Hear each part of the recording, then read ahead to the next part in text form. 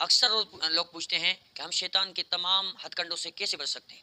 क्या आप जानते हैं, ये आपको मालूम होना चाहिए कि रोज़मर्रा की छोटी-छोटी दुआएँ आपकी ज़िंदगी तब्दील कर देंगी। जैसे कि खाने से पहले की दुआएँ हैं, खाने के बाद की दुआएँ हैं, बैतुल ख़ला में जाने से पहले की दुआएँ, बैतुल ख़ला से निकलने की दुआएँ, घर में दाखिल होने की दुआ है, घर से निकलने की दुआ है, रात को सोने की दुआ है, सोने के बाद उठने की दुआ है।